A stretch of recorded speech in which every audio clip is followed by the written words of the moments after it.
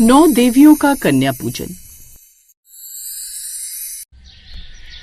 माँ जी जल्दी आओ, ये देखो कमला ने सारा दूध गिरा दिया। भाभी आप झूठ क्यों बोल रही हो? मैंने तो दूध चूल्हे पर चढ़ाया भी नहीं, मैं तो अभी अभी कपड़े धोकर रसोई में आई हूँ। क्या कहा?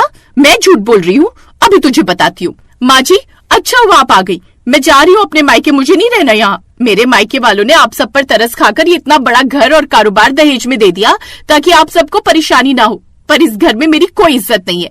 आपकी छोटी बहू कह रही है कि दूध मैंने गिरा दिया, मुझे झूठा ठहरा रही है। इतना गुस्सा मत करो बड़ी बहू, मेरे होते हुए इसकी इतनी हिम्मत हो नहीं सकती कि तुम्हारे आगे बोल जाए। रुक, मैं इसे अभी सबक सिखाती हूँ। चूल्हे की लकड़ी देना, आज ये मेरे हाथों से नहीं बचेगी। नहीं नहीं माँ जी मुझे मत मारिए, मैंने कोई गलती नहीं की, मैंने तो सिर्फ अपनी बात रखी। मैं देवी माँ की सौगंध खाकर कहती हूँ माँ जी, मैं सच बोल रही हूँ। देखा, फिर अपनी देवी माँ को बीच में ले आई। पता नहीं कौन सी मनहूस घड़ी में हमने अपने छोटे बेटे की शादी तुझसे कर दी। मैंने आपको कहा था माँ जी, मेरे चाचा जी की बेटी के साथ देवर जी की शादी कर दो, मेरी तरह वो भी बहुत पैसे वाले। पर देवर जी को तो ना जाने इसकी खूबसूरती भाग गई और वो इसे ब्याह कर ले आए। खुद तो अब नौकरी के लिए देवर जी शहर चले गए हैं और इस मनहूस को यहाँ हमारे साथ बांध दिया। सही कह रही हो बहू, खैर तुम अब गुस्सा थूक दो, मैंने इसे अच्छे से सबक सिखा दिया है, आज के बाद ये तेरे आगे नहीं बोलेगी। माँ जी मेरे पैरों में बहुत दर्द हो रहा है, आज मैं घर का कोई काम नहीं कर पाऊंगी। हाँ तो क्या जरूरत पड़ी है कोई काम करने की, है तो ये कर लेगी अपने आप सारा काम, तू आराम कर बहू, जा। कमला अपने ससुराल में बहुत दुखों को झेल रही थी, उसका जीवन बहुत ही कठिनाई में गुजर रहा था। सास शोभा और जेठानी सुधा उस पर बहुत अत्याचार करती थी।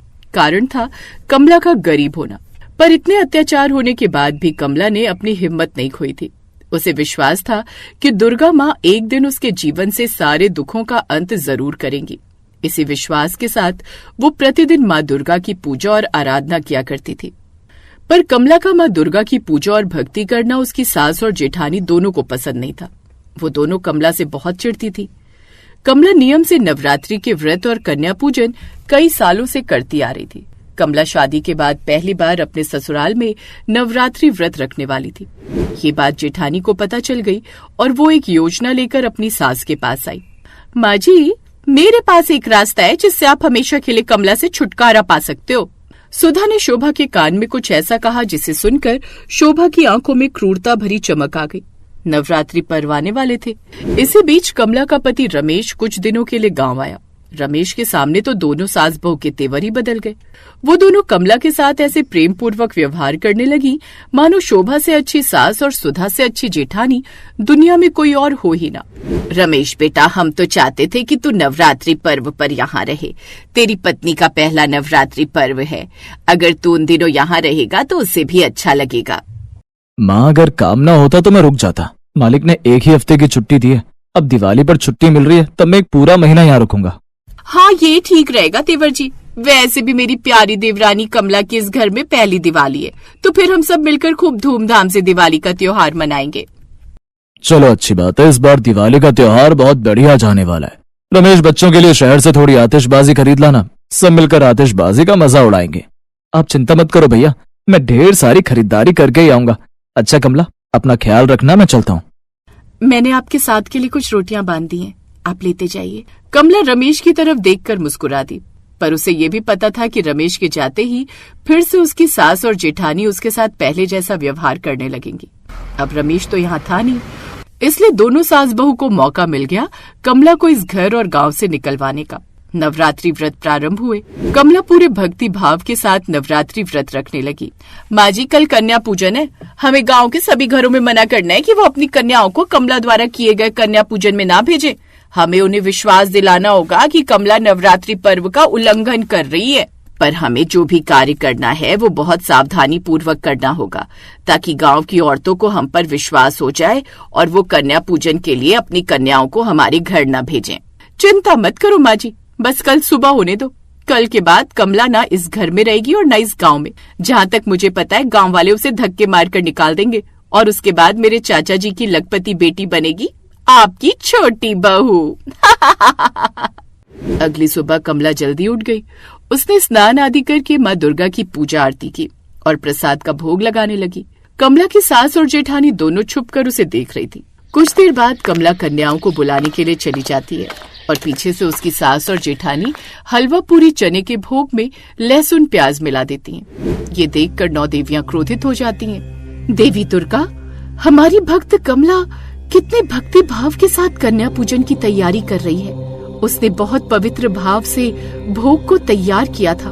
अब वो कन्याओं को लेने के लिए गई है, तो पीछे से उसकी सास और जेठानी ने ये जो क्रूर हरकत की है, इसके लिए हमें इन्हें दंड अवश्य देना चाहिए। देवी दुर्गा, देवी शैलपुत्री बिल्कुल सही कह रही हैं। हमें इसी समय इन दोनों को इनके द्वारा किए गए पाप का दंड देना चाहिए। अगर आप कहो देवी दुर्गा, तो मैं इसी क्षण इन दोनों को दंड दे सकती हूँ। सभी देवियां बहुत क्रोधित थी। तभी माँ दुर्गा बोली, आप सब देवियां बिल्कुल सही कह रही हो। हमें अपनी भक्त कमला की मदद के लिए धरती लोक पर जाना होगा। जहाँ तक मैं देख रही हूँ, मुझे आभास हो रहा है कि अगले कुछ ही समय में कमला पर घोर संकट आने वाला है। इसलिए हम 9 देवियां मिलकर कन्या पूजन के लिए कमला के घर जाएंगी और कमला का कन्या पूजन संपूर्ण करेंगी। तभी उसकी सास और जेठानी ने शोर मचा दिया। अरे गांव वालों, जल्दी आओ, देखो हमारी छोटी बहू को तो चुड़ैल आ गई है।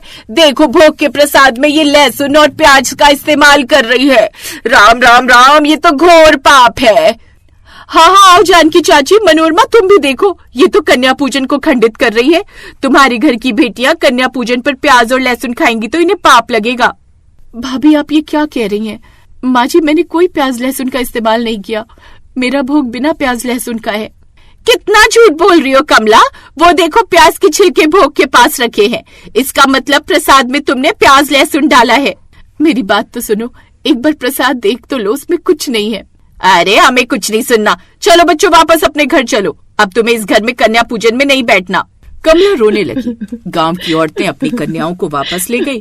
तभी कमला का पति रमेश आ जाता है। उसके साथ 9 कन्याएं थी। क्या हुआ कमला, तुम रो क्यों रही हो? आज तो कन्या पूजन का दिन है। देखो, ये छोटी छोटी कन्याएं मुझे रास्ते में मिली। बोली कि इन्हें कन्या पूजन में हमारे घर आना है, इसीलिए मैं इन्हें साथ ले आया। आप अचानक, पर आप तो दिवाली पर आने वाले थे, और ये छोटी छोटी कन्याएं कितनी प्यारी हैं। मैं तो सोच रही थी आज मेरा कन्या पूजन पूर्ण होगा ही नहीं। सुनिए, गांव वाले कहते हैं कि मैंने प्रसाद में प्याज लहसुन का इस्तेमाल किया है, पर मैं सच कह रही हूँ, ऐसा कुछ नहीं है। तभी 9 देवियां अपने रूप में आ जाती हैं। उनकी आंखों में क्रोध की ज्वाला दहक रही थी। नहीं रमेश, तुम्हारी माँ और भाभी दोनों कन्या पूजन में हाथ नहीं लगाएंगी। हमारी भक्त कमला के बनाए हुए भोग में इन दोनों ने लहसुन प्याज डालने का जो घोर पाप किया है, उसका दंड इन्हें अवश्य मिलेगा। नहीं नहीं, हमें क्षमा कर दो देवी माँ, हमसे भूल हो गई। हम अपने अपराध के लिए क्षमा मांगते हैं, हमें क्षमा कर दो माँ। आज कन्या पूजन का दिन है। आप 9 देवियां स्वयं कन्या पूजन के लिए मेरे घर पे आई है। अपना क्रोध त्याग कर भोग ग्रहण कीजिए देवी माँ। इन दोनों को क्षमा कर दीजिए। मैं इन दोनों की तरफ से आपसे क्षमा चाहती हूँ।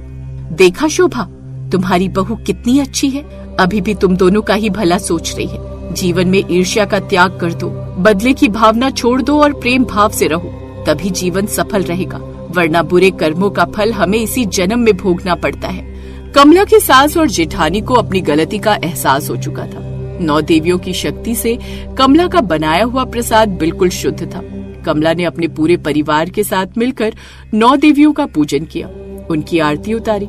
धीरे धीरे सभी गांव वालों को सच पता चला कि कमला के घर साक्षात 9 देवियां कन्या पूजन के लिए आई थी, तो सबने कमला से क्षमा मांगी। 9 देवियों की कृपा से कमला के जीवन से दुखों का अंत हो गया और उसके जीवन में खुशियां आ गईं।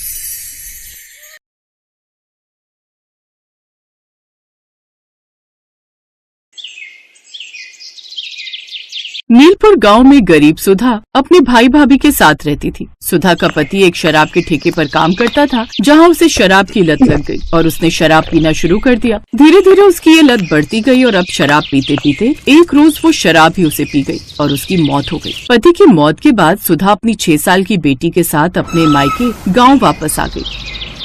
अब वो अपने भाई भाभी के साथ रहने लगी, लेकिन सारा दिन काम करने के बावजूद भी उसके भैया भाभी उसे खूब ताने सुनाते। सुधा माँ दुर्गा की बड़ी भक्त थी। ऐसे ही एक रोज, भाभी मैंने सब्जी बनाकर रख दी है, रोटी आकर लगा दूंगी, पहले मैं दर्शन करके आ जाऊँ।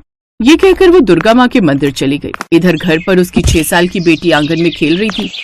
ए अनु की बच्ची, क्या तब से वहाँ लंगड़ी टांग खेल रही है? तेरी माँ को तो काम ना करना पड़े इसलिए मंदिर का बहाना बनाकर निकल जाती है, लेकिन मैं तुम माँ बेटी की नौकर नहीं हूँ। तेरी कामचोर माँ मंदिर भाग गई तो क्या हुआ? तू जाकर चूल्हे पर रसोई बना।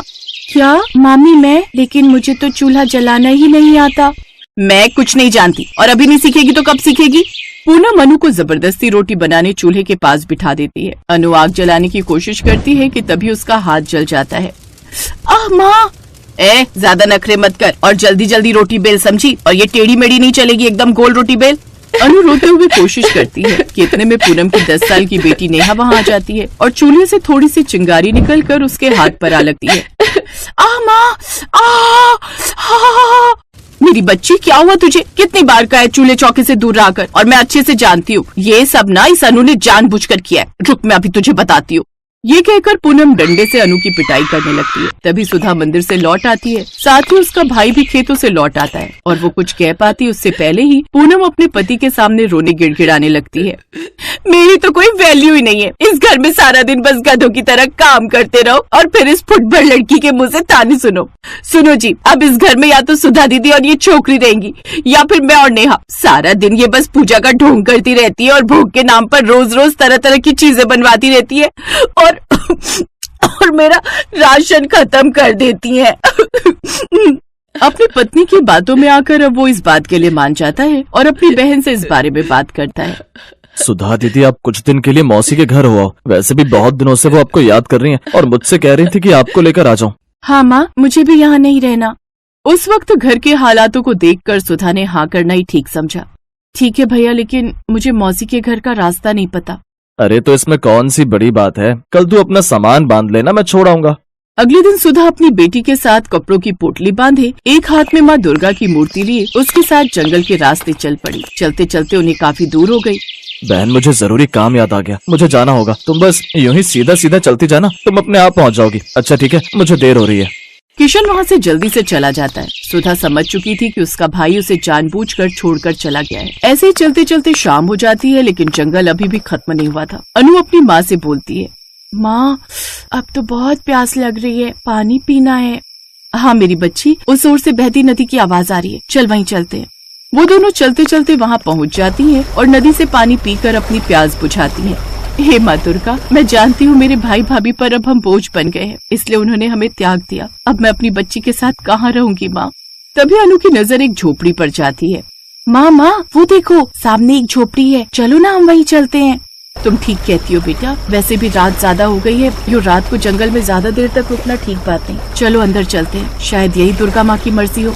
सुधा अपनी बेटी के साथ उस झोपड़ी में रहने चली जाती है। दुर्गा माँ की मूर्ति स्थापित करके वो उनकी पूजा पाठ करने लगती है और वो दोनों उस झोपड़ी में रहने लगती हैं। उस रात दोनों भूखे पेट ही सो गई। फिर अगली सुबह, माँ मुझे बहुत भूख लगी है। तू यहीं रुक बेटी, मैं कुछ खाने के लिए ढूंढ कर लाती हूँ। कुछ दूरी पर चलने पर उसे थोड़े बेर दिखाई देते हैं, जिन्हें तोड़कर वो अपने साथ ले आई। अब सबसे पहले वो दुर्गा माँ को थोड़े से बेर चढ़ाती है, जिसके बाद वो अपनी बेटी को और खुद भी खाती है। इसके बाद जंगल से कुछ लकड़ियाँ काटकर वो उनकी अच्छी अच्छी टोकरियाँ बनाकर काफी दूर चलकर उन्हें बाजार में बेचने आती है। टोकरी ले लो टोकरी, 50 रुपए टोकरी, सिर्फ 50 रुपए। अरे वाह, ये तो बहुत ही शानदार है। अब एक एक कर उसके पास और भी ग्राहक आने लगे। ऐसे ही कुछ दिन बीत जाते हैं और अब सुधा पैसे कमाकर अपना और अपनी बेटी का पेट पालती है। उधर उनके घर से जाते ही किशन के खेत बंजर हो गए और अब उनके घर में गरीबी आ गई। कुछ समझ नहीं आ रहा पूनम, ये सब कैसे हो गया? घर तक गिरवी रखने की नौबत आ गई। पता नहीं किसकी नजर लग गई हमारे परिवार को। अब तो घर में खाने पीने की भी कमी होने लगी। नेहा भी भूख से तड़प रही है। अब इस गाँव में अपना गुजारा मुश्किल है। लगता है अब हमें शहर जाना होगा ताकि हम अपना पेट भर सके। क्या तो तुम ठीक रही हो, मैं जल्द ही शहर जाने का इंतजाम करता हूँ। उधर सुधा उस जंगल में अपनी बेटी के साथ रहती। ऐसे ही नवरात्रि का त्योहार आने वाला था। सुधा ने अपनी छोटी सी झोपड़ी की अच्छे से सफाई की और उसमें ही बैठकर माँ दुर्गा की अच्छे से पूजा पाठ करने लगी। सुधा ने पूरे 9 नवरात्रि किए और फिर 9वीं वाले दिन, अरे वाह, आज तो रसोई से बड़ी अच्छी महक आ रही है, हलवे पूरी जैसी। वाह वाह। हाँ मेरी बच्ची, आज 9वीं है ना, इसलिए मैंने ये प्रसाद बनाया है। कंजक को बुलाकर उन्हें भोग लगाना है और फिर हमें भी खाने को मिलेगा ना। हाँ हाँ मेरी बच्ची, जरूर। तू जितना चाहे उतना पेट भर कर खा सकती है, लेकिन अभी मुझे कंजक ढूंढने जाना होगा। वो बाहर जा ही रही थी कि तभी सामने 9 कन्या खड़ी थी। हमें बहुत जोरों की भूख लगी है। इस जंगल के रास्ते हम दूसरे गांव जा रहे थे, लेकिन रास्ते में हमें तेज भूख लगने लगी। आपकी झोपड़ी से खाने की महक आ रही थी, इसलिए सोचा यहाँ आ जाएं। हाँ, तुम सब अंदर आओ, मैं तुम्हें दुर्गा माँ का प्रसाद खिलाती हूँ। अब वो उन सबका कन्या पूजन कर माँ दुर्गा को भोग लगाती है। सुधा की भक्ति से प्रसन्न होकर माँ दुर्गा अपने असली रूप में आ जाती हैं। आपके दर्शन पाकर तो मेरा जीवन सफल हो गया माँ। अब से तुम्हें कभी किसी चीज की कोई कमी नहीं होगी सुधा। ये कहकर माँ दुर्गा अंतर ध्यान हो जाती हैं और सुधा की छोटी सी झोपड़ी बड़ी से आलीशान घर में बदल गई। अब वो सब खुशी खुशी रहने लगे।